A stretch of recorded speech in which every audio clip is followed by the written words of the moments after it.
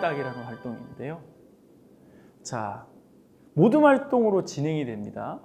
이 활동에서 학생들은요, 사회과 과학과 공부를 하면서 중요하다고 생각되는 주요 핵심 단어를 동그라미 모양의 포스트잇 한 장에 하나씩 씁니다. 그러니까 한 장에 주요 핵심 단어를 하나씩 쓰는 거죠. 그리고 이 8절지 크기 종이에다가 구호를 10장을 쭉 붙입니다. 앞장에는 핵심 단어를 쓰고 뒷장에는 핵심 단어를 설명하는 내용, 그 근거가 되는 교과서 페이지를 쓰는 거죠. 학생들이 활동지에 붙임딱지 10장을 모두 다 붙이면 이 활동은 시작이 됩니다. 한 단원에서 꼭 알아야 되고 명심해야 할 핵심 단어들을 이 8절지에 포스트잇 10장에다가 나누어서 붙인 거죠. 자, 활동은 기본적으로 2명 남고 둘 가기 활동으로 진행이 됩니다. 그러니까 2명은 이 모둠에서 남아있고 이 2명은 모둠에서 작성한 이 종이를 들고 다른 모둠으로 이동을 합니다.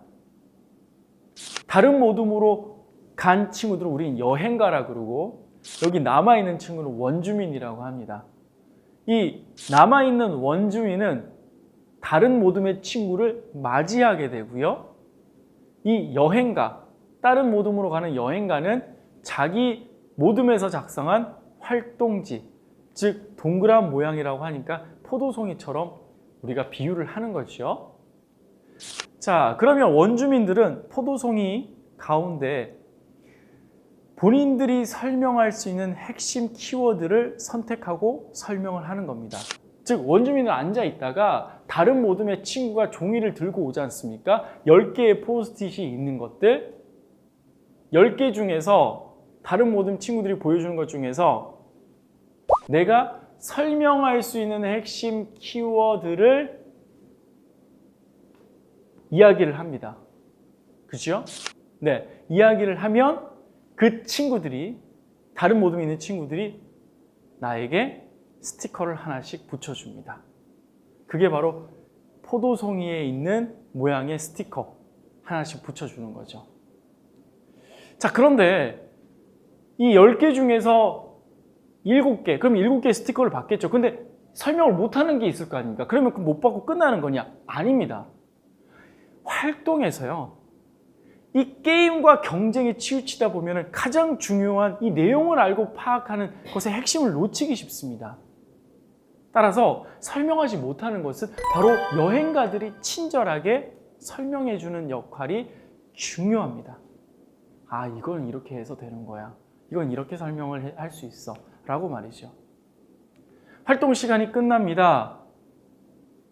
자, 그러면 이 여행가들은 또 다른 모둠에 가서 기존의 10개를 그대로 가지고 가서 또 다른 모둠의 원주민 친구들에게 보여주고 설명해서 맞추면 여행가들이 가지고 있는 스티커를 그 해당 모둠의 포도송이 활동지에다가 스티커를 붙여주는 거죠. 그죠? 그리고 여행가들은 다 못 맞추는 경우에는 해당 내용을 동일한 방식으로 설명해 주는 것이 포인트인 겁니다. 자, 이처럼 쭉 진행하고 난 후에 모든 모둠이 돌고 난 후에 스티커 개수가 당연히 제일 많이 있는 모둠이 최종 우승하게 되는 활동입니다. 즉, 지금 앞서 말씀드렸던 지식거래소도 그렇고요. 또는 포도송이 활동도 그렇고요. 한 단원을 쭉 정리하면서 학생들이 서로 가르쳐주고 설명하면서, 즉 핵심이 뭔가요? 학생들이 적극적으로 참여하는 데 초점을 둔 활동이라는 겁니다. 그리고 그 내용도 누가 정한 거죠? 선생님이 아니라 학생들이 정했다는 겁니다.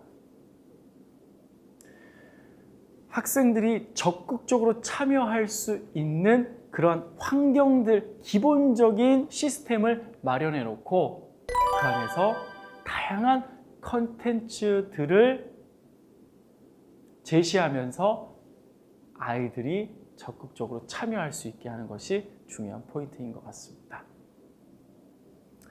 교실에서 학생들이요 이렇게 진행하다 보면 선생님 요거는 이렇게 좀 바꿨으면 좋겠습니다. 선생님 요거는 이렇게 하는 게 더 좋지 않을까요? 아이디어들을 많이 냅니다. 그러면 그것을 그때마다 선생님 메모해 두시고 또 다음에 적용할 때 조금씩 선생님의 방식대로 우리 학급의 지식거래소 방식대로 포도송이 방식대로 고쳐서 적용을 하시면 좋을 것 같습니다.